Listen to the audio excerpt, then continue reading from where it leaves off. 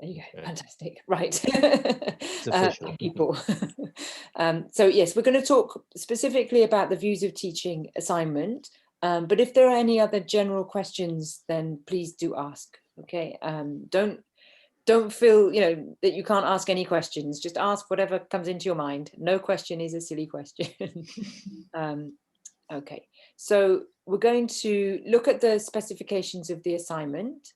Okay, and we're going to think about some tips, and I'll give you some reminders for the assignment based on previous cohorts of like yourselves, people who've been through the assignment writing process and things that they've been a bit unclear about, or mistakes that they've made, or something, just things to bear in mind. And then, of course, any questions about the assignment.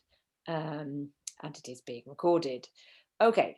So the first thing, we're going to do a little warmer.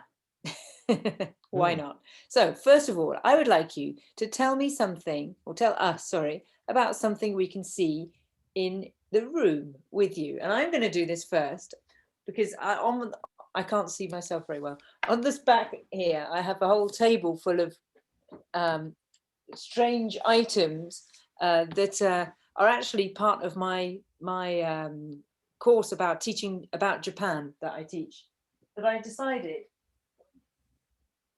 was a bit of a kind of dogme CLIL kind of blended course, which I thought was quite interesting.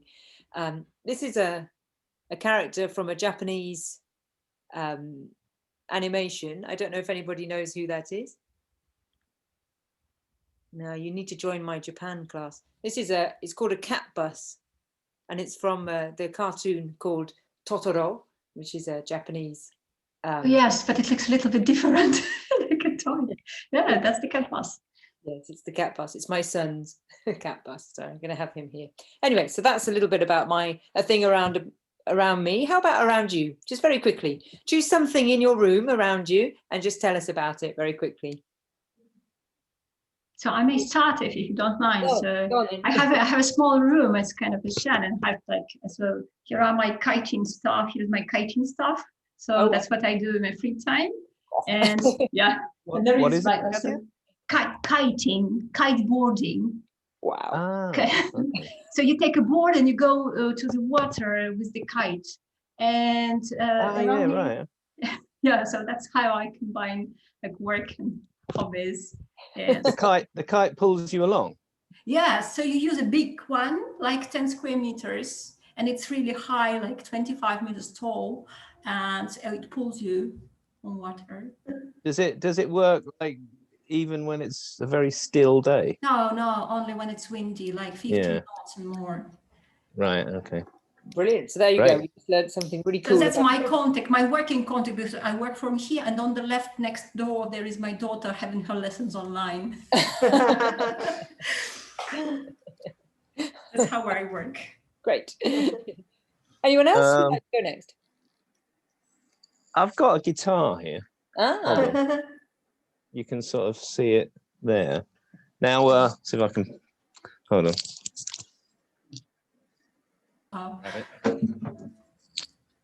It's not a particularly good guitar, but it's got sort of sentimental value because it was it's the first classical guitar I bought when I lived in Granada. I don't know if any of you have been to Granada, but there's a little street that goes up from the main. I can't even remember now. It's so long I went, so I can't remember the names of the places. But there's a little street that leads up from the sort of main square to the Alhambra. And there's a few sort of guitar workshops there. This is from Francisco Manuel Diaz. So I've actually got a better one now, but I remember this one because it's got sentimental value. Still works. So I don't get that much time to pick it up and play it. Well, don't expect to have much time over the next couple of years either. No, sorry. Right. Okay. Thank you. How about someone else? Okay, I've got very much in the room. That's my treadmill for when the weather's not exercising. And there's like not much else. I've got this thing here. This is a bell. I went into the school where I worked yesterday to collect some books, and it was on my desk, and I picked it up, and I got this. I went to teach in Tunisia one summer with primary school teachers, which was quite an experience because I didn't know very much about teaching primary, but I realized I soon picked up and whatever. But the teachers were just so mouthy. There was no stopping them. They spoke a concoction of Arabic and French, and it was just really, really hard to stop them. And one of my colleagues suggested one of these, and it worked miraculously. So I really liked it, and I thought I can't leave it behind. If we get off topic, then ding your little bell, okay? Brilliant, thank you. Agastya, how about you? Yeah, so I'm not at my home. I'm visiting a friend, and she, so this is a typical Arab place. So I'm in a city called Jeddah, and I'm visiting a friend. So nothing in this room belongs to me, so I can't show you anything in the room. Fair enough, that's all right. I'm sorry because it's not my house. I'm just visiting. But I could possibly show you what a typical Arab home looks like, but it's not mine. Fair enough. We understand. Don't worry. Sorry. And Mohammed has joined us. We're not going to ask him to show us anything because he says he's driving. Yeah, can you he hear might us? have an accident. Yeah. Mohammed, can you hear us?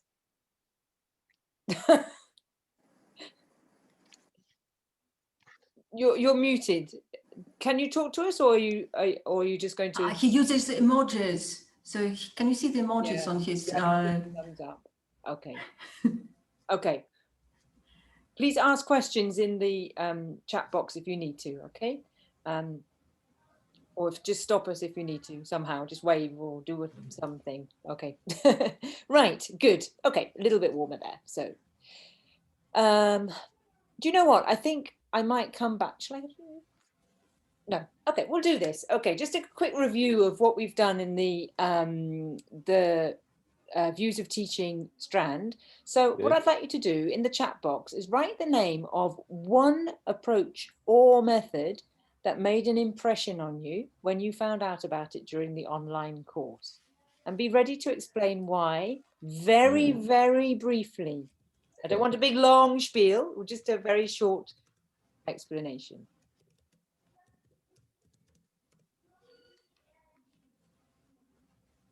Katja, that's 2. Oh, sorry. Then demand high. I'll take Dogme then. Okay. So Agastya, you've started CLL, Community Language Learning, correct? Yes, correct. Yeah. Very quickly, what was it that made an impression on you about that? Actually, I like the whole concept of how it was more student-centered, and basically they got the students to talk and to create the conversation. Yes, there was a teacher, but it was not focused on her. And again, as I read more and more about it, it's like more an empathetic kind of learning. So you actually feel its feelings. So I think that's really nice, and this is why I was so I think attracted to it. But I really like the whole concept of it, and the way that they taught it, the lesson, the steps. It was amazing. I liked it. Yeah. Mm-hmm. And have you tried it out, or do you think you can try it out? No, I haven't tried it out because I'm in a place where we're still in lockdown, so I haven't been out the house since March. So No. I don't know. Yeah, maybe when the semester opens again, or when everything opens again, I will get a chance to try it out. Right. Fair enough. Okay. It's a very humanistic approach, as you say. Yes. It's very much very learner-centered, which is Yes. great. Okay, fantastic. Thank you. So, Katja, you sort of say demand high. What is it about that made an impression on you? So it's really impressive. I think that it's really contemporary. It caters for the needs of the students in a particular classroom. It's very student oriented, and it is challenging for a teacher on the other hand, because it needs a lot of adjustments.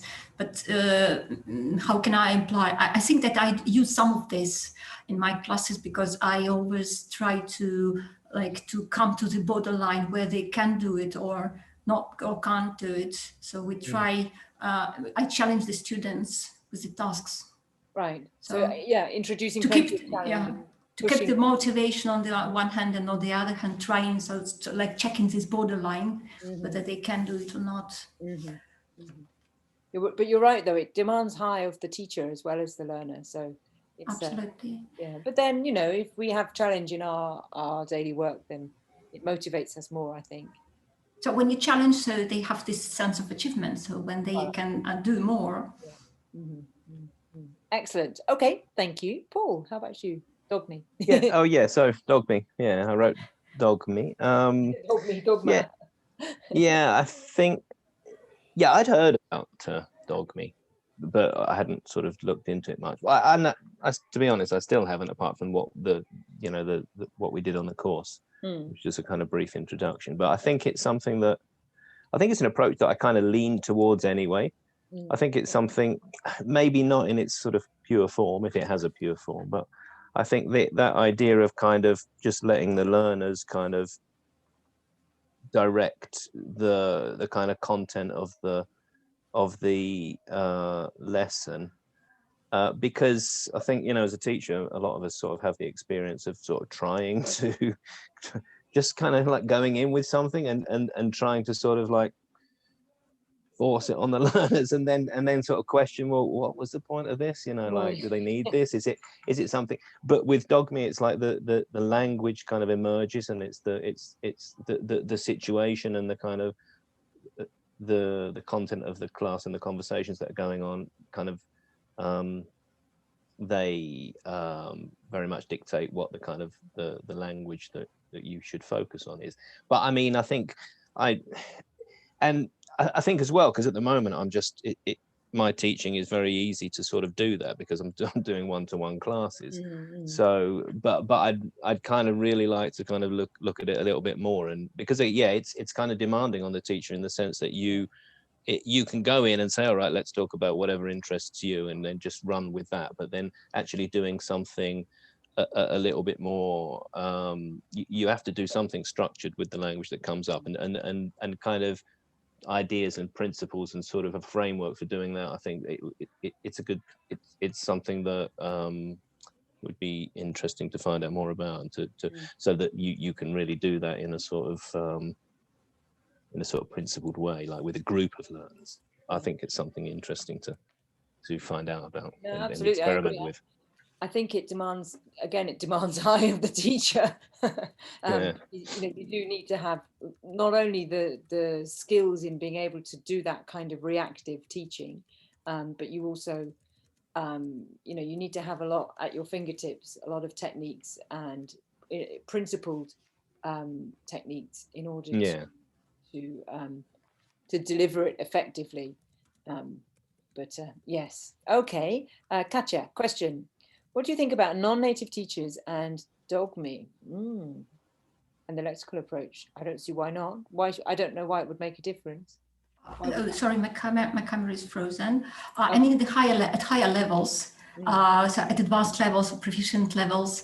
So those who are not non-native speakers, how do you deal with these two approaches? Can I ask a question, Katja? Yeah. When is your question? Are you asking that question because you, in some ways, as because you're not a native speaker, you feel that's very challenging for you to do it if the students are at an advanced level? I feel uncomfortable when it comes to collocations and all the things that come naturally with a native speaker, and with non-native speaker you have to like memorize, remember, recall, and you do not have this awareness of all the collocations in the world, for example. So but I think if you have the resources that you can draw on, and so for example, if you come across some words that you find together in a text that the students have brought, then perhaps you can say, okay, well, this is really interesting. We've got these words together. Yeah, it's great with the book, but if we talk about dogme, and we don't have any books at all, so how is it different from a speaking club, for example? Or so how can you structure it? So you'd look at the occurrence of the language and go to a concordance program on the online, stick it in and learn with the learners. Okay. I know it's might feel a little bit risky, but I think even native speakers will have difficulty. Yeah, Exactly. I was going to say that. I don't think it's exclusively a non-native speaker thing, because it's like, I don't know, things come up sometimes, and sometimes you're not sure. Maybe not because you don't know it. I don't know. I was actually, when we spent time looking at the concordances or the corpora that we were looking at in one of the last units, I remember looking at them and thinking, because you've got, as a native speaker, you've got this sort of false confidence that you know. And I looked at some of the collocation and was like, what? Seriously? Is that a collocation? I don't think so. But clearly it is, but it's just that I'm not aware of it. So even as a native speaker, doesn't mean you know all there is to know. So it's a matter of degree, I suppose. You answered the question, Paul. Correct answer. Okay, let's move on, because I don't want to spend too long on this, because we need to get down to the nuts and bolts. We can always come back to it at the end if we want to. Angie, how about for you? You said task-based. I said task-based. It's not new to me. I've known about task-based for a while, but I never actually quite know what a task is. And I like it. I like the approach, perhaps also because I favor that kind of learning myself. I like to sort of, I don't know, try things out. And I like the idea that you're not just doing the language, that it's meaningful, because a task is supposedly meaningful. And I also like the idea of demand high, and I can really see nice things happening with the combination of task-based and demand high, I think.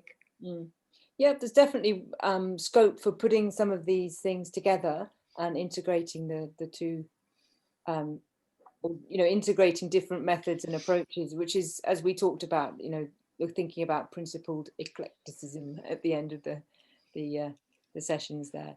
So, okay, good. So one thing, the slightly risky point of asking you to think about these things is to give a false impression that the assignment is about you trying out new things, because actually it isn't about you trying out new things, which I will come to later. But I just wanted to get you into the kind of thinking framework of approaches and methods before we go on. So let's just move along, because I don't want to spend too long on that, because that's not necessarily why we're all here. Right, just a second. I'm going to, because you're all spread out across my page. There we go. Okay. So here's a question for you. Thinking about the assignment, where can you find the views of teaching and the other strand assignment tasks and assessment criteria? The handbook. Okay, good. In the handbook, which is that document. Do you all have you all downloaded your copy of the handbook? Yes. Yeah, okay, good. Okay, and in that you'll find about all 3 of the assignment tasks and the assessment criteria. Okay, which hopefully you know that already. So let's look at, well, actually, no, let's go back. What do you know about the views of teaching task already? If anything. So 4,000 words? It's not 4,000 words. That's 3,000. Only 3,000. 3, okay. Yes. So the views of learning one is slightly longer, and it's weighted more heavily than the other 2, the language and the teaching, which are both 30%. Okay, well, let's just go through. Is it about, like you said, it's not about trying out new methods or approaches. It's about like looking at our teaching and maybe identifying, like we did in. There's a list of questions, isn't there? Like how I start a lesson, how I end a lesson, how I do error correction, and stuff like that. Yeah. So you're both right, Paul. You're right. It's about investigating what you do, not trying to research into doing something new or different. Okay, so that's a key difference between what we call classroom investigation and something like research or action research, which is about trying out new things. Okay, it's an objective analysis of what you do. Okay, and that's a really key thing to remember about this assignment, because I think some people start off on the wrong foot. They think that they have to try something new, but in actual fact, that's further on down the MA road is doing that. So you're right. The first thing you have to do is think about 2 areas of focus that you are interested in.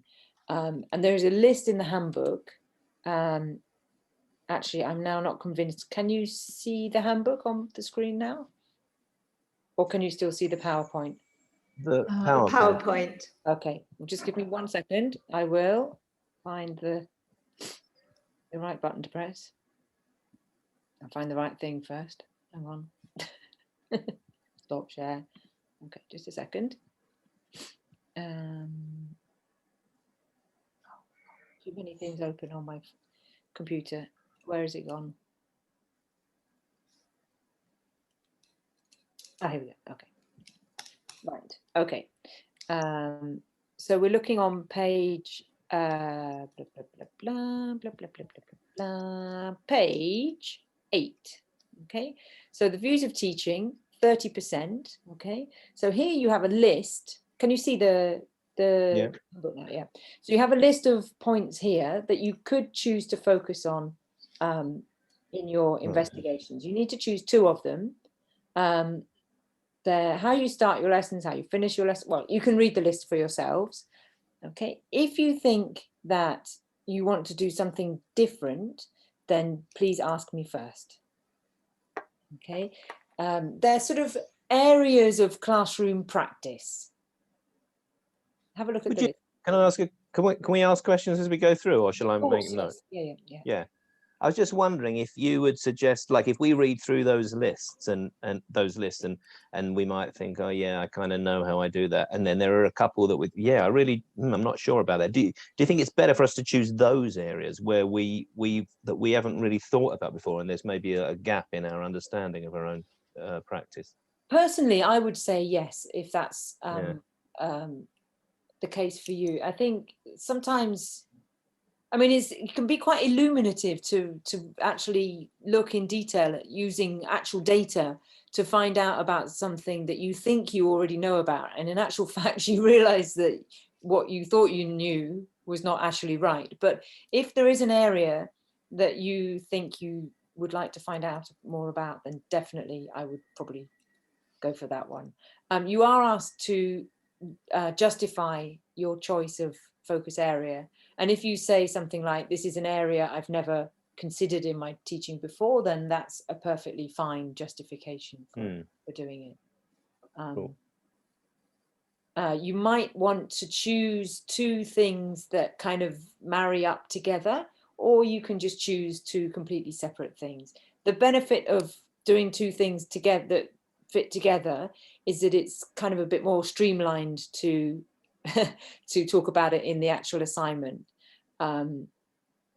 So, you know, if you look at feedback you give on spoken work and feedback you give on written work, you can talk about feedback in general before you look at the 2 types of feedback. Do you see what I mean? Yeah. So can I ask just another thought that I've had? Yeah. I don't want to dominate here. No, that's fine.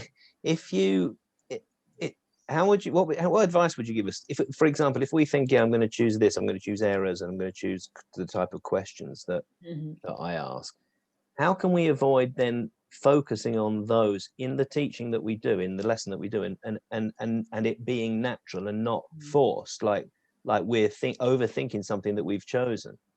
Yeah, you can't avoid that, really. I don't think. That's, for me, Right. that's the main flaw of the whole assignment.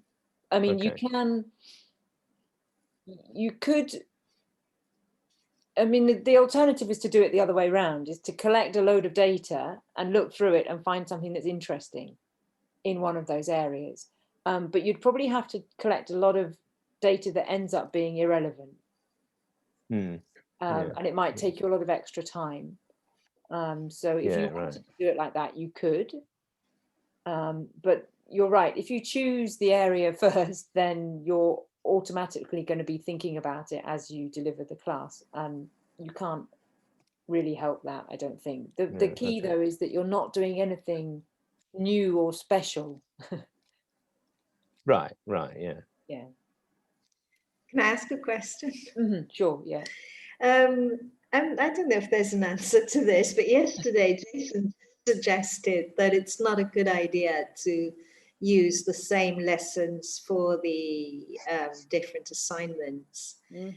And I kind of am wondering why, because if, like as Paul is saying, if we're going to give a lesson specifically for the views on teaching assignment, for example, it's more likely that we're going to be focusing on a particular area. But I mean, a lesson is a lesson, whether you're delivering it for your bread and butter or, you know, to do the views on learning assignment. Still the same me teaching.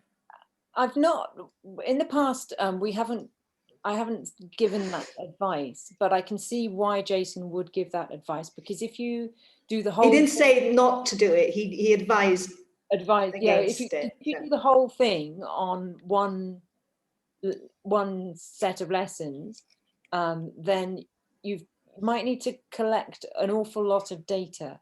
So if you use less learner questionnaires, for example, then you might it might be a bit overload for the students, because you'd have to ask them about all the things for that assignment and all the things for this assignment.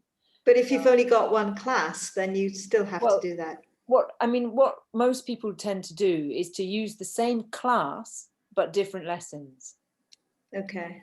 So then you collect all the data for the views of learning assignment, and then you know your learners a bit better, and you can use that to help you focus in for this assignment, the views of teaching assignment. It depends on your situation, really, because if you may not have a lot of options, especially at the moment. It's not, people are not teaching sort of face-to-face 20 hours a week anymore. Life has changed. If it's something that worries you, then let me and/or Jason know about it, I think. Thank you. Yeah. I would say the best way to do it, if you can, is to collect them separately. But if you don't have a lot of time or you don't have a lot of classes, then maybe do them together. Okay, thank you. Okay, let me go back to my PowerPoint. Can you see the PowerPoint, or do I need to? No. Okay.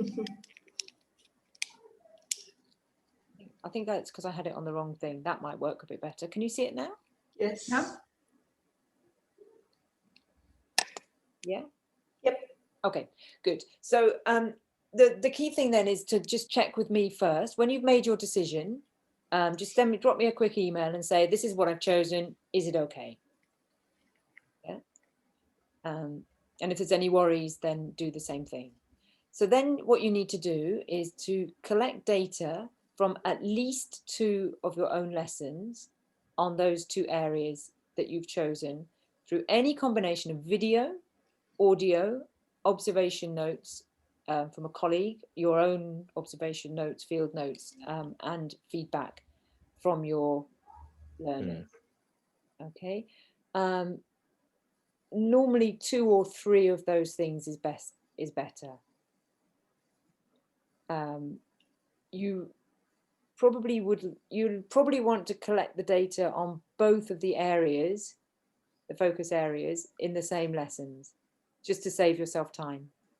So if, for example, you need to record it and transcribe it, it takes a long time to do that. You don't want to give yourself more work by using different lessons. That's what I mean.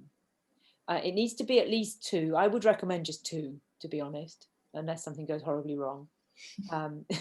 Because obviously, if you just use one lesson, then it's not very reliable in terms of an investigation, whereas 2 is more reliable. The more you do, the more data you will have, And the more data you have, the more work you have to do to try and analyze it. Okay. I'm just trying to help you with your own time management there. I appreciate it. We can come back to any of these points afterwards. So then you use the data that you've collected from those lessons, okay? And you have already read around your areas because you've been reading since the beginning of the, since you made your choice about what you're going to focus on. That's when you start reading about the different areas. So then you use your data in combination with your reading to analyze the areas that you've chosen. Okay, so you talk about an objective analysis of what you did in those areas in that lesson. Okay. If at that point you're looking at your data and you say, oh, this is actually really boring, but I found something else that's really interesting, then you can change it, but just ask me first. It doesn't happen very often, but it can do. Okay, so far? Just stop me if you need to. So then you relate your analysis and your reading to the methods and approaches that you've used in the lessons. Okay, so you, for example, you look at the role of the teacher. Yeah, the first thing you do is read about different teacher roles that could exist in ELT. So then you might say, okay, well, here's my list of 12 or 15 possible roles. I'm going to analyze my teaching to see which of those roles I have done or used in my lesson. Okay, and then you take that and say, okay, well, what does that tell me about an approach or a method that I have used? Okay, so if you see, okay, teacher as facilitator, teacher as I don't know, support or something like that, then it's going to be more communicative. If you see teacher as source of all knowledge, I'm just thinking of random examples, then it's not going to be a communicative style of teaching. Or teacher as a provider of models, it's not necessarily communicative style. Okay, so from your data in relation to the focus, you say, well, what does that tell me about the approach or method that I'm using?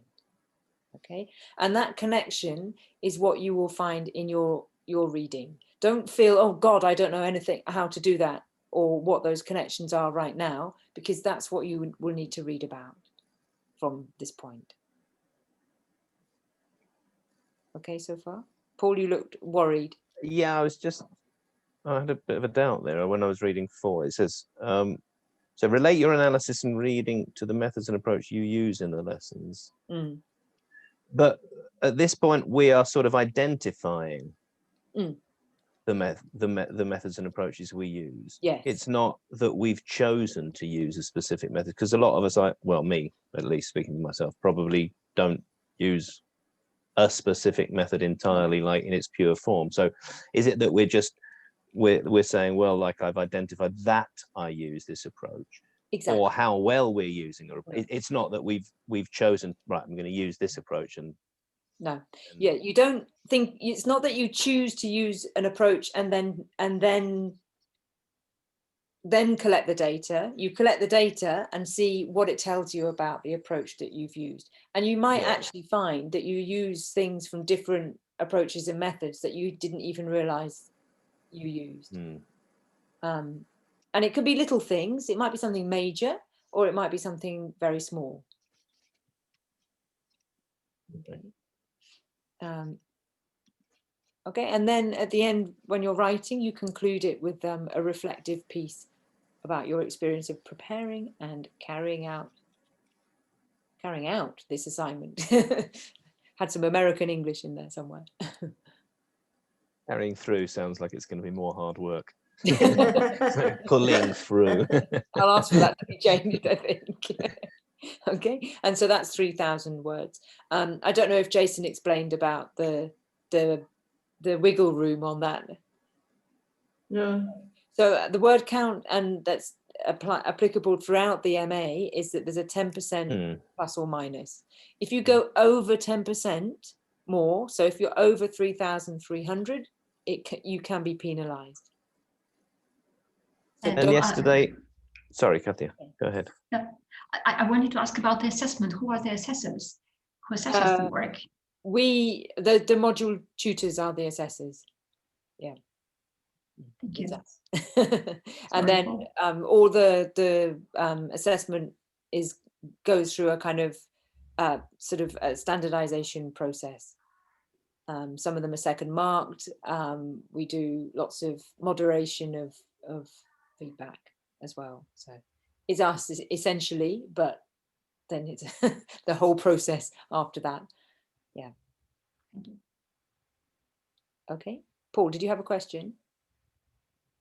I think I did, but I've forgotten it. So carry on. We can always come back to it. Okay, so this was taken directly from the module handbook. So I'm just going to keep walking through the bits in the handbook first, and then I'll go back and talk about some of the things to remember. So in the guidelines, it says it's an opportunity for you to learn about yourself as a teacher. Okay, so again, it's just to emphasize that it's not about trying new things. Okay, so please choose your areas of focus accordingly and give your reasons for choosing them. Okay. You'll need to collect relevant and useful classroom data on your teaching, but please note that the main focus of the assignment is the analysis of your teaching rather than the excellence of your data collection. Okay, so you have to collect the data and you need to do it properly, but the focus needs to be on the teaching. Okay, so when you come to write up the assignment, you need to mention how you collected the data, but don't go into a whole old spiel about the design of the data collection tools. Because actually 3,000 words is not very much, and you need as much space as you can get to cover everything. And yeah, I just remembered that my question, it was about the appendices, because I think I watched the session yesterday, and the appendices don't count in the word count. Is that right? No, that's right. Yeah. Yeah, I'll come to appendices in a bit, but you're right, they don't count in the word count. It doesn't mean you can bung everything in there though. Yeah. I'll come to that. Okay, so if you choose audio or video recording as a means of collecting lesson data, please include relevant transcript extracts in the appendix of any segment of the lesson that you choose to focus on in your assignment. Okay, so you need to put the transcripts in the assignment, and then you quote from them in the main body of your work. But the transcript is not of the entire lesson. It's just the parts that we have maybe quoted from or referred to in the main body of the assignment. Yeah, it should just be like an extract. Because if you just use isolated sentences, it has no kind of context. Yeah. You may find you want the whole thing, and you can just put the whole thing in if you want. The transcript of the whole lesson. Yeah, you don't necessarily need to transcribe the entire lesson. Okay. Yeah. It depends on your focus, and some focuses you don't need to transcribe anything. If you look at giving written feedback, for example, maybe you don't need to look at or gestures the teacher makes, non-verbal gestures. Yeah, I don't know, you'd probably still need to transcribe though. It's really good transcribing. If you've got the time to do it, transcription is a really useful tool. Actually, it'll show you a lot about your teaching. Very valuable. Okay, and then so I also said that any substantial chunks of data should also be included as an appendix, and use extracts or quotes from them in the body of your writing. Okay, so you might have like appendix 1, 2, 3, 4, or A, B, C, D, and then in the body of your writing, you, if you can take a screenshot, what do you call them, a snapshot, rather than copy and paste from a Word document, it won't count in your word limit because it's an image. Top tip.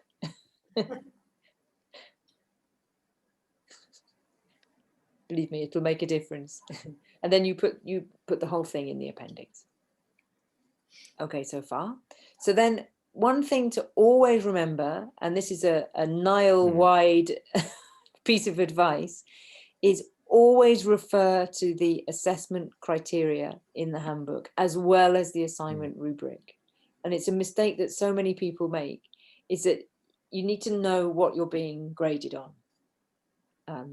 Because there should be tie-in between the two, but sometimes the focus is not quite the same.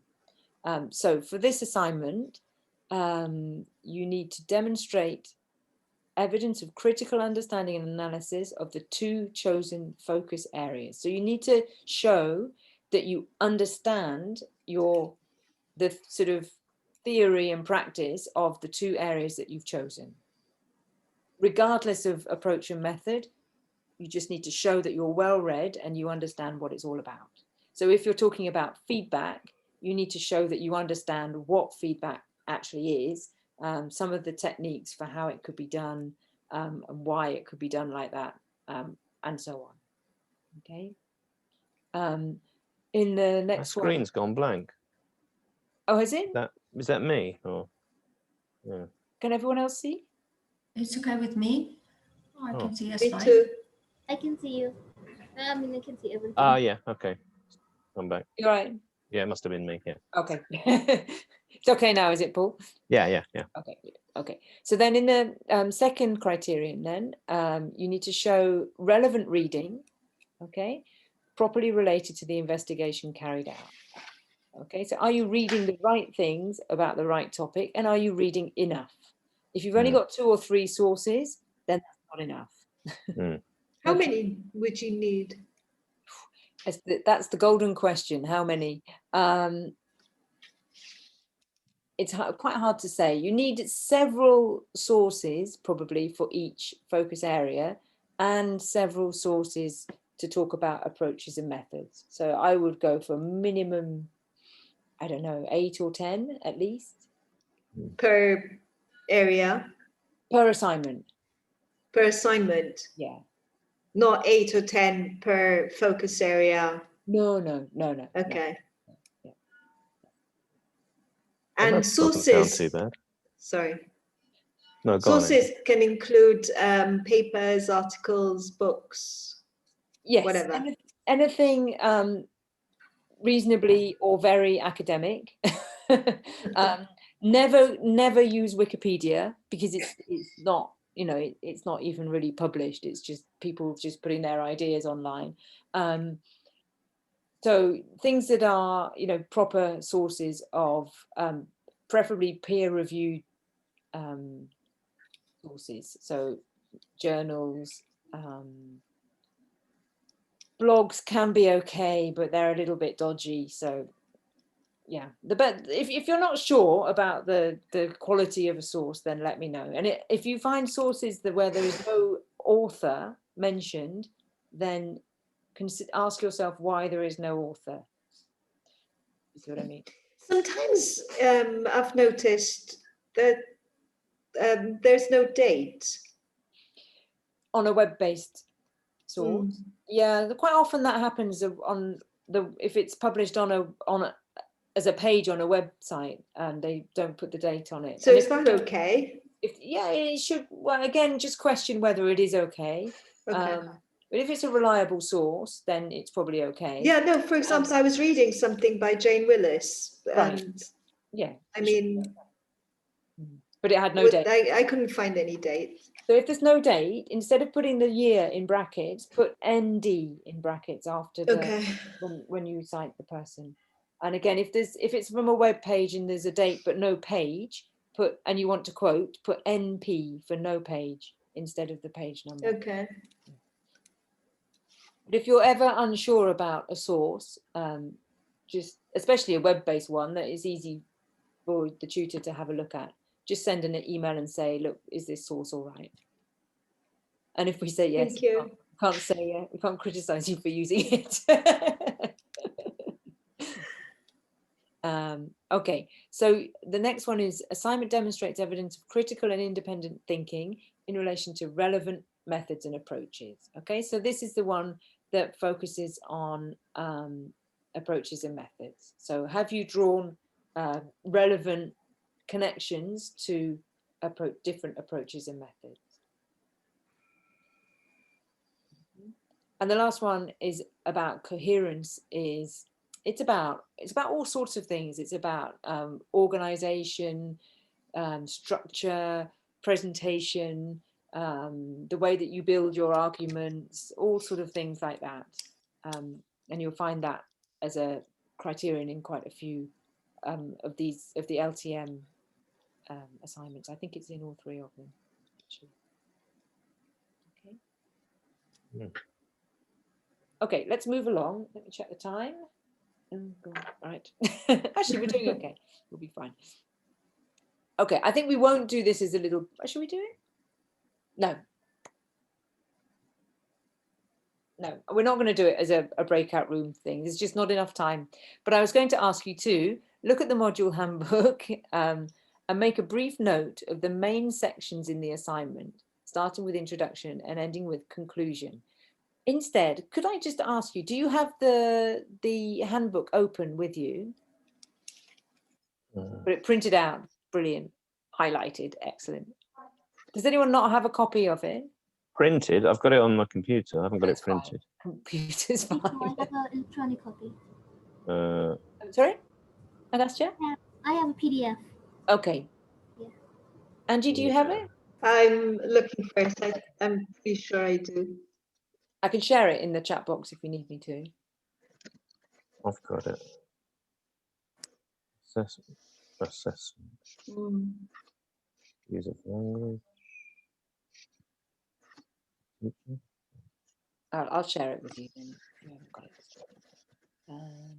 Share. I found it. Hold on. Where's my? Oh, Yeah, I've got it. You've got it. Yep. Okay. I'm getting lost in Zoom. Have you all got it? Yeah. Okay, just have a quick look at the assignment again. If you've got some paper, just very briefly, what would your main sections be in the assignment? Just make a note of them first of all, and then we'll talk about it together.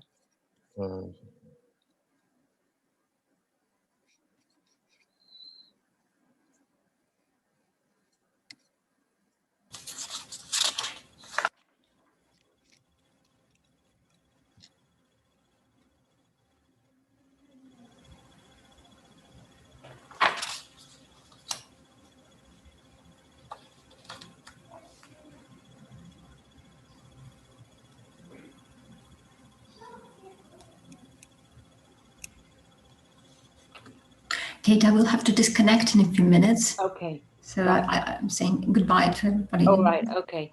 Thank you. Are you happy to watch the end of the recording for the last? I will watch. Thank you so much. No problem. Nice to see you. Thank you.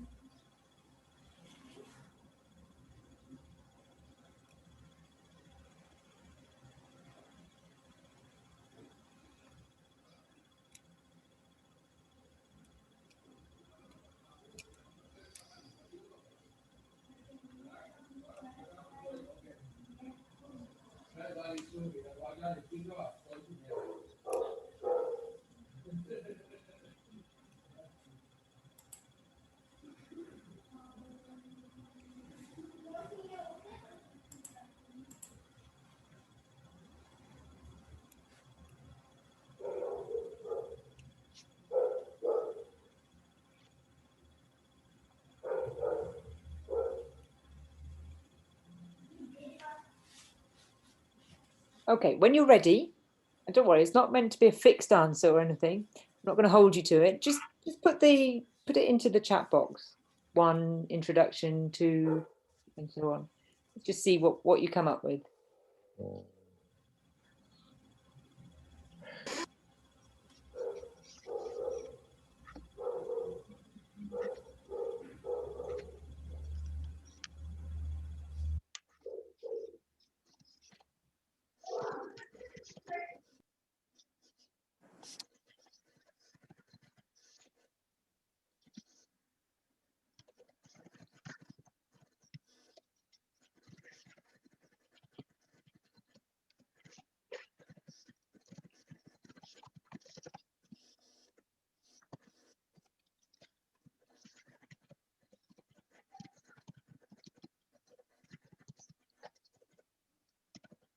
Well,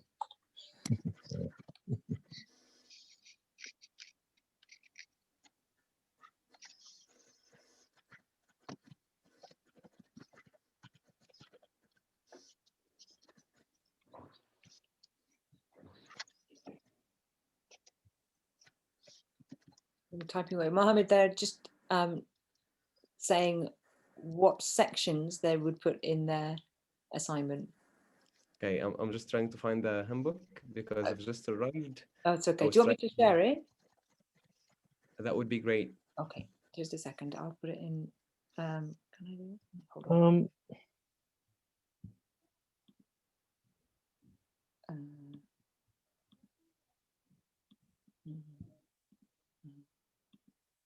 Just a second. Of a pathway of that one. So I found it.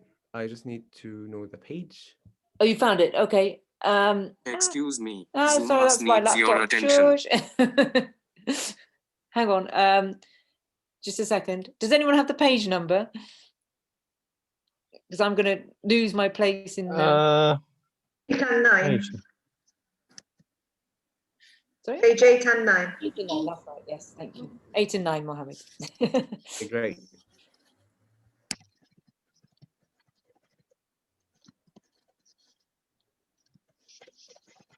Paul's being brave.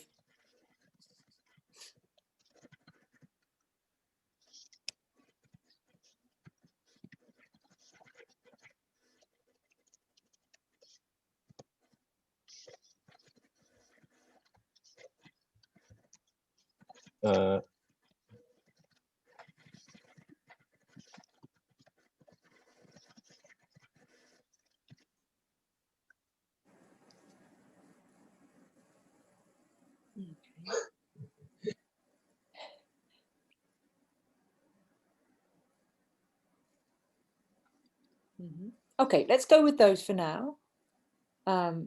Agastya, are you typing or are you? He's planning. Yes, I'm typing. Sorry, I'm almost finished. Okay.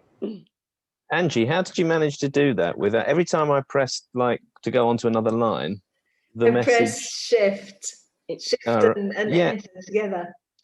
Yeah, if you press shift and enter, it goes to the next line and not. Yeah. Okay. Thanks. Lovely tip. I love that. It is. Struggling with that. I'm a little bit pedantic about it being like not in the same line. Not pedantic. This is meticulous, which is good. Not pedantic. This is lovely. Okay. Right. Okay. Paul, introduction. Okay. Class. Reflection. Okay.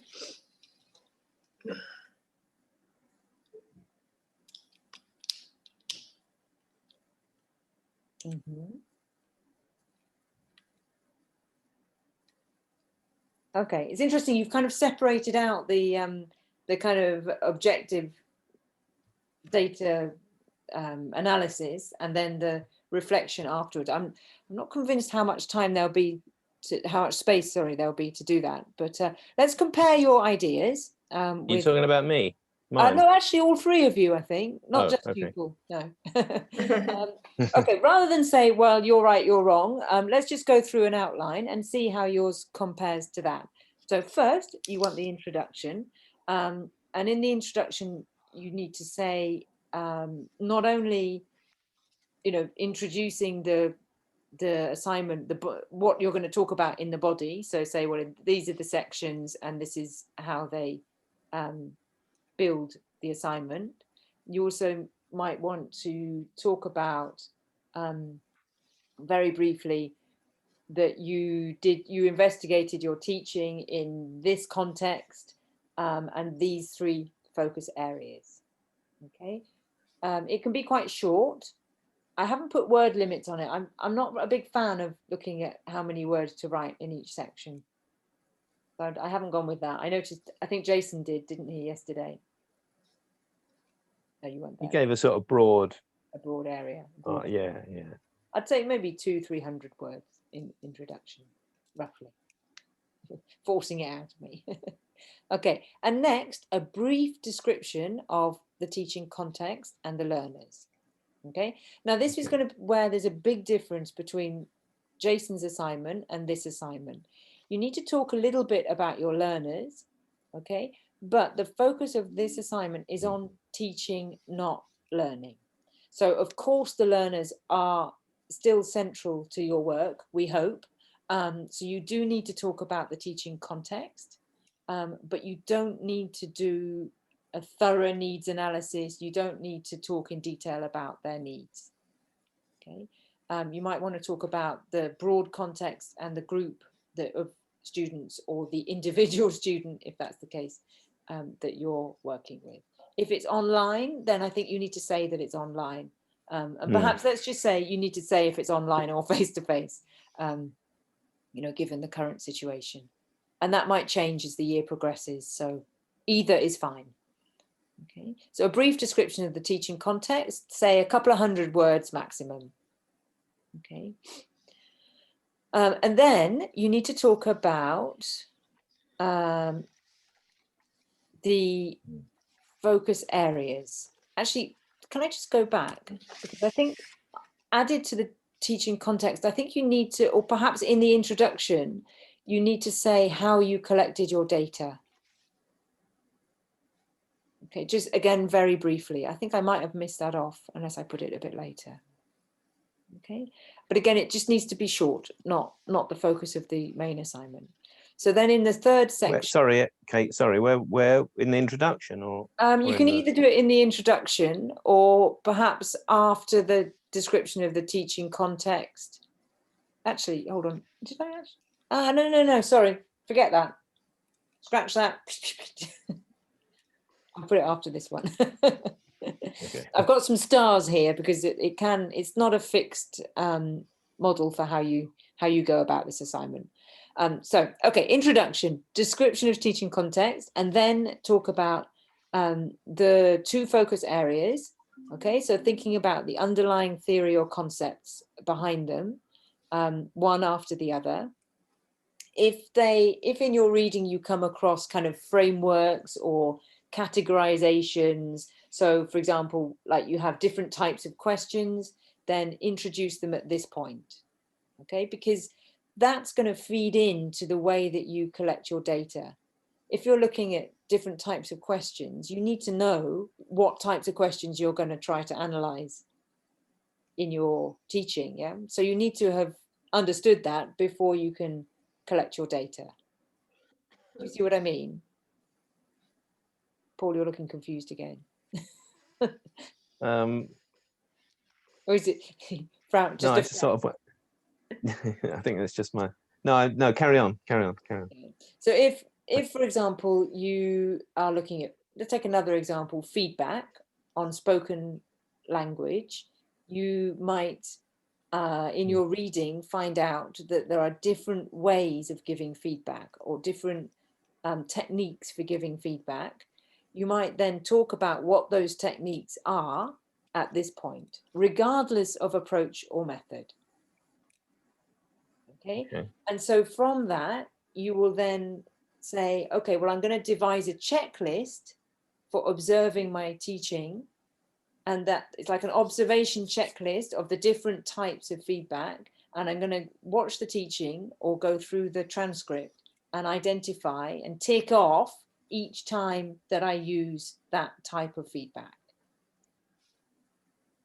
Okay.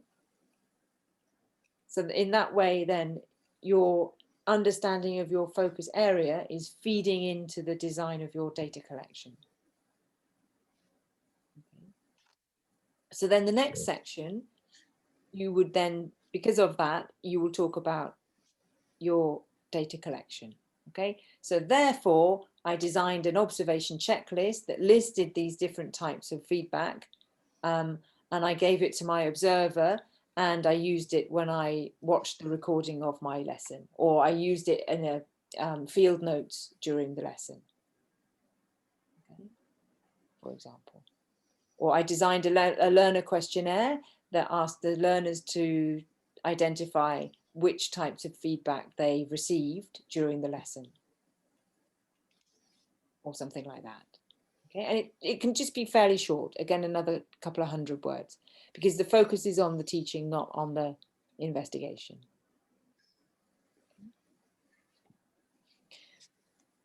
So then you might want to analyze each of the 2 focus areas in terms of what your findings tell you about the approaches and methods you use in your practice. Okay, so here now we look at approaches and methods. Now, the reason I have a star against those, and what confused me initially, is what you can do, if you like, is put those 2 starred things together. So you can either talk about introduction, teaching context, focus area 1, focus area 2, then how I collected my data, and now what approaches and methods, focus area 1, approaches and methods, focus area 2. Or you could do it a different way. You could either say, introduction, teaching context, focus area 1, about it, collected data analysis, and then focus area 2, about the focus area, the data collection and the analysis. Do you see what I mean? It doesn't really matter how you do it. It's up to you how you do it, basically. That's why I hesitated as to whether to give you this outline, really, because it depends probably how closely related your focus areas are. If they're very tied together. Will it still be coherent if we do this, or coherence here is not a big deal? It needs to be coherent, definitely. And if it makes more sense to put them together, then you might want to go with this model. But if it makes more sense to do them separately, then maybe you could just do one and then the other one. But if I might, ask, if I talk about how to start my lesson about my leading stages, then I talk about the feedback. The 2 areas I used, I heard you talking about marrying 2 areas up. But if I choose these 2 areas, the coherence will not be evident. Like the very first thing, and the feedback is maybe the last thing, and it goes with all tasks, I know. But the coherence here will be quite generic. Am I right? Yeah, exactly. Yeah, it doesn't, I mean, because of that, if you choose 2 things that are very different, and you you chop and change a bit between them, as long as the headings are clear, then I think that's fine. Okay. Because it's just the nature of the assignment. And in actual fact, you're quite lucky, because we've just changed this assignment. Until now, you've had 3 focus areas, and we've changed it to 2, because we found that the assignment was too bitty, and it got really confusing, and it just didn't gel together very well. And I think the focus areas will be easier. So three areas were also 3,000 words, 3,000. Yeah. Which is a little bit more challenging here, because you have to meet the word limit for 2 areas only. Yeah. So we are like 70% lucky. No, Mohammed, it's no. The challenge was in trying to get enough detail to cover all of these things for 3 different areas. It was so difficult to do in 3,000 words. It's almost impossible. So believe me, you have the easier ride. When you come to writing it up, you will realize. Okay, just being okay. Yeah. Okay, so then one thing I've said here at the end of that last point is to refer to a wide range if possible. So rather than just say, I only use this approach or this method, try to think about other approaches and methods that you can slip in there, just to show that you've read about more than one approach or method. Because if you just say, oh, this is all CLT, then I don't know what else you've read. Maybe you haven't read anything else. And that doesn't show a very good understanding of the whole module. You see what I mean? Yeah. I mean, obviously you don't have to talk about everything, but just to bear it in mind. Okay, and then the conclusion and the reflection is talked about in the task rubric in the handbook. Okay. Okay, so then you have your, just a kind of tip really, you have your, the reference list always comes after the conclusion, okay, before the appendices. And do you have the Harvard guide, the Chichester guide for Harvard conventions? The thing that tells you how I'm to not do it. sure. Did you get that in the It was in one of the units, wasn't it? yes, in the 4 module unit? Yeah. It was. Do you want me to share it here? I'm not sure if there was a gut, the actual gut. There was a kind of video that we watched about somebody talking about it, and no, I'm not sure if we received the guide. Hold on. What does it look like? Hang on just a second. Let me just share it for you. Here. Okay, I've just said it's a PDF file in the chat box. But for anybody who can't get that, I don't know if you can get that on a recording, probably not. just ask and we can give it to you. In fact, I think it's on the, at the moment, it's on the program resources page on the NIL platform. It should be anyway. Okay, and that gives you all the information about how to do the reference list and all of those kind of details. And those are the kind of things we can give you feedback on in your first draft anyway, and in your practice essay. So then in the end, you'll have your appendices containing all the data and any other additional but non-essential information. So you should always think of the appendices as being the added extras, the bonus. They shouldn't be an integral part of the main assignment. If something is important and contributes to your main arguments, then it needs to be in the main body. Okay, so the appendices can only be used for the additional extras. Can things go in footnotes? Though we don't use footnotes. There's no footnotes. Yeah, you shouldn't need footnotes. You just need to use references, I think. Okay. And again, you know, we can give you feedback on those kinds of things as you do your drafts. We'll say, you know, you need to have this in the main body, or this can go in the appendices. How are we doing for time? Oh God, we're way over time, sorry. Okay, just a few tips and reminders, okay? We've actually talked about some of these already, so that's fine. Can you stay, or do you need to leave? No, I'm fine, I can stay. I'm okay. Just a few more minutes, really. Yeah. So the overall aim of the assignment is for you to investigate your current practice, not to try something new and find out if or how well it works. We've said that already a few times. So the assignment asks you to move from practice to theory, not from theory to practice. Okay. So again, in order to show your learning in the strand, the views of teaching strand, try to incorporate a range of approaches of methods. Don't just say it's all CLT. Yeah. Okay. It's quite a big chunk of the grade on that assessment criterion about understanding and critical analysis of approaches and methods. Okay. Okay, you're expected to read around the focus areas to deepen your understanding of the approaches and methods relevant to you through reading. Okay, so make sure you read before you read about the focus areas before you start collecting data, because you need to understand where to focus your data collection. Okay. Okay, we've said this. Use the appendices to provide the data and refer to them and use examples and extracts to support the points you make in the main assignment.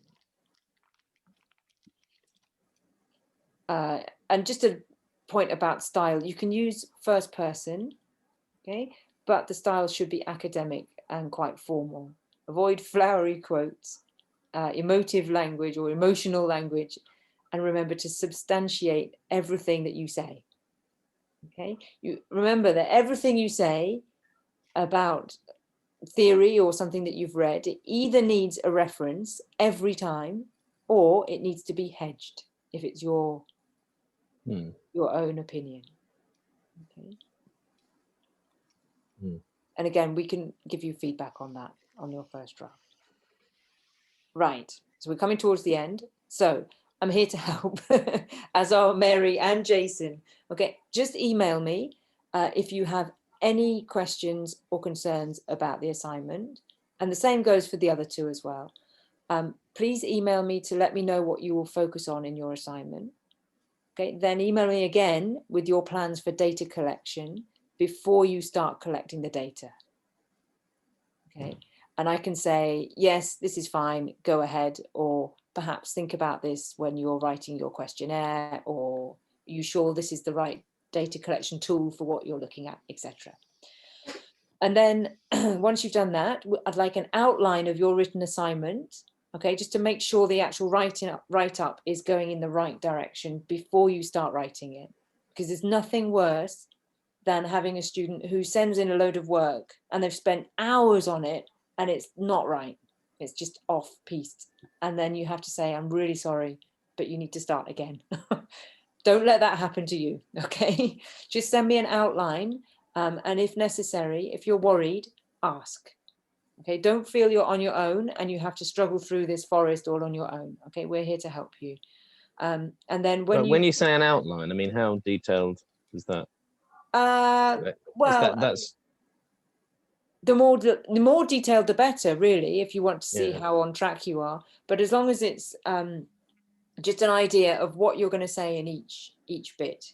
Right, yeah. I mean, we've just looked at a brief outline together here, but that plus a little bit of information. Cool. Okay. And then with a draft of your assignment. We're only allowed to look at one full draft of your work. So you can send sections of it, and then one full draft is fine. Okay. And that's my email address, because I realized that we've been using the course messaging quite a lot, which won't actually be active after the end of the month. So, but our email addresses are in the handbook, I think, if you need the others. Okay.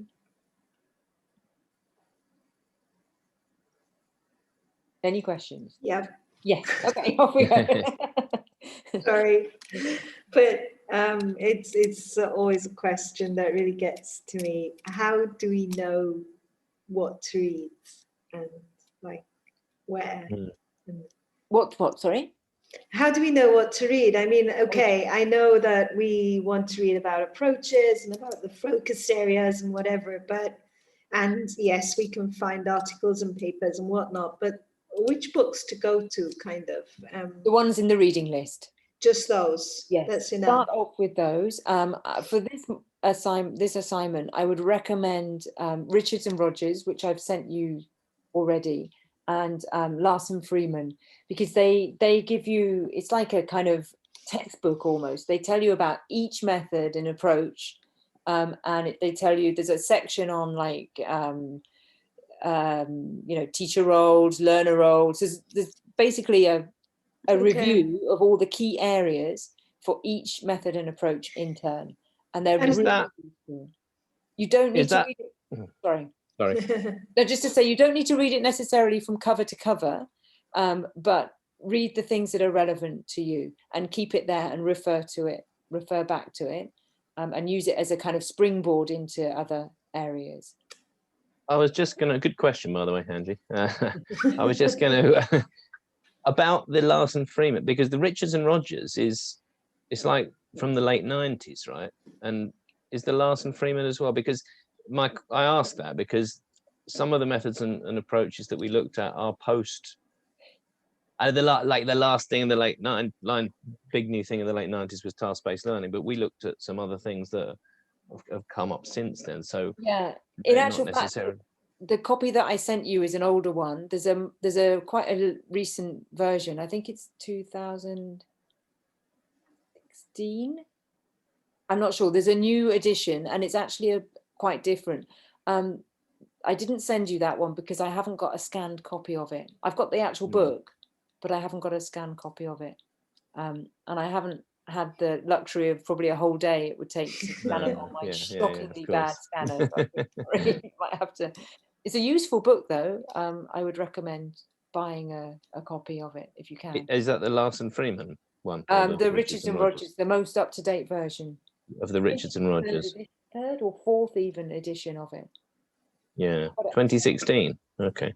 I can't remember the date of it, Paul. Don't quote me on that. But it's have a look online, you'll find it. Yeah. And when it comes to the areas that we're going to focus on, can we ask you or tell you what we plan to read? Or because I mean, like if we're reading about teacher role, it's one thing. If you're reading about error correction, it's another kind of. Yeah, that's fine. Yeah. Okay. And you'll find also sort of generic books about different teaching practices. Can I open that? And I think the generic books sometimes kind of refer you to other books. That's right. Perhaps, Yeah, maybe. Generic books are very useful because you can find what you're looking, the sort of starting point of what you're looking for. And then from that, you find out key kind of points or areas that you then want to investigate a little bit further. Because if you just put approaches and methods into a search engine, you just come up with like thousands of different titles and you really have no idea and you can't possibly read through everything. So you need that initial kind of underlying reading to push you in the direction that you want to go in. And it's for that that articles will be more valuable. Okay. So you do the reading first, of the broad books first, and then the articles. Hang on, I'm just looking at the reading list here. And Kate, for the sort of reading on the focus areas, would it make sense more to look for articles rather than books? Because I think often yeah. Because if you're looking at, I don't know, questions, they're all pretty kind of specific, and I don't know. I'm just looking at them here. Role of the teacher in your lessons. Right. Dealing with spoken errors. They sound to me like the kind of things that an article on Google Scholar would deal specifically with that, without like trawling through. You wouldn't find a book on that, if you know what I mean. Probably not. No. But again, I'm just looking at the titles that are available, listed in the reading list. For views of learning, you have Brown, Principles of Language Learning and Teaching. And that's one of these books that is quite thick.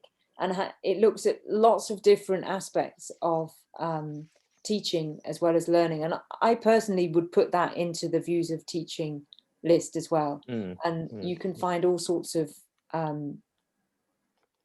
different areas, focus area information in that too.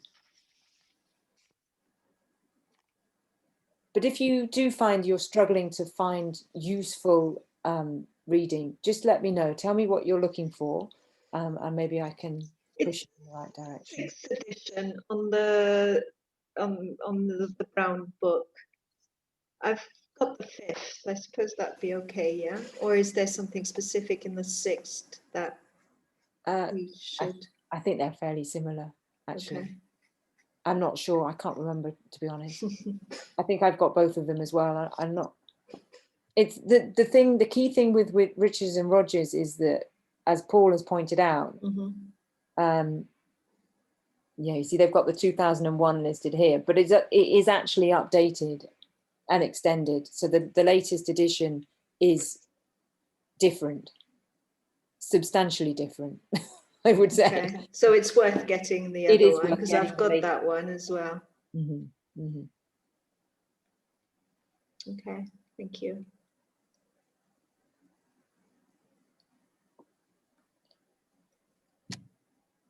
Mohammed, are you I have a question. You might have talked about it while I was driving. What about, I'm sorry for that if you talked about it. What about the data collection tools for this assignment?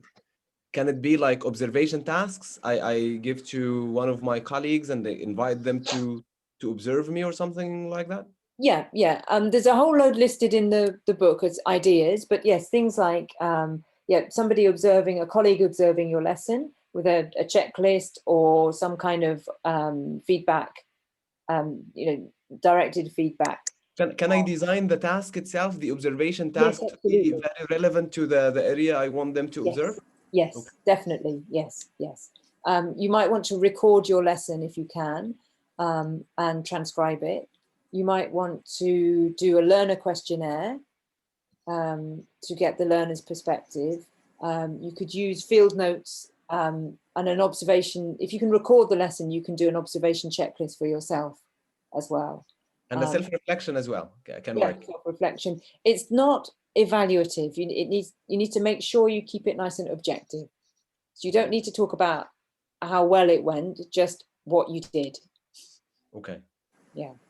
Okay. Thank you. Does that help? Yes, very much. If you use, if you're teaching online, in actual fact, although you think it might be harder to do, in many ways it's easier because you can easily record the lesson and you don't have any of the hassle of trying to, you know, put the camera in the right place or check the microphones. You just got it, it's there. But you do need to collect permission from the students. And can we observe each other? Is that allowed? Like if I invite Angie or Paul or Michael, if they have time, they can like observe 1 hour or 45-minute lesson or something, and they give me their feedback. I think that would be a really interesting way of doing it, actually. Yeah, I don't see why not. Nice collaboration.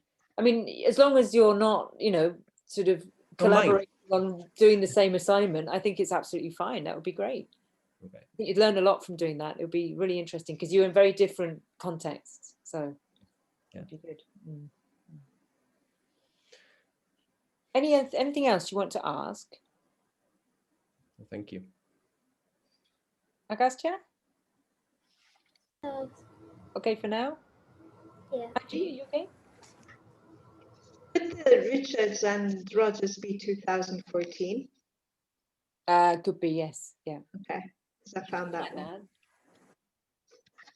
Yeah. Okay. Where have you found? Have you found it online, Angie? Well, yeah. Let me. No. Oh. To buy it. I'll tell you what I'll do. No, the one I found online is actually 1989 or something. Yeah, I'll tell you what I'll do. I'll look at, because I've got a copy. It's upstairs in my Okay, thanks. Yeah, my bookshelf, and I'll check it out. And when I send the information, the slides and the recording, I'll let you know. Thank you very much. It's green. It's different, I think. Okay, yeah, this one is green. Oh, is it? Okay, I'll check when it's finished. It's green and it's got wavy things on the front. Green and wavy. Okay. Okay, if there's nothing else, I'll leave you there. But if you do have any questions or problems, just please do ask. Okay, don't feel that any question is too small or isn't the wrong kind of question. Just ask it anyway. Thank you very much. I don't mind. Okay. Okay. Thanks a lot, Kate. Okay, and I shall leave you to your morning, evening, lunchtime, whatever it is. And I'll just hold on, try and stop sharing. There we go. Okay. Okay. Right. I will see you all soon. Take good care. Keep in touch. And let me know when you've thought about which focus areas you want to have a go at. Thank you. Okay, thanks a lot. Okay, no problem. Yeah. Take care. Bye-bye, everyone. Bye. Bye. Bye-bye. Bye.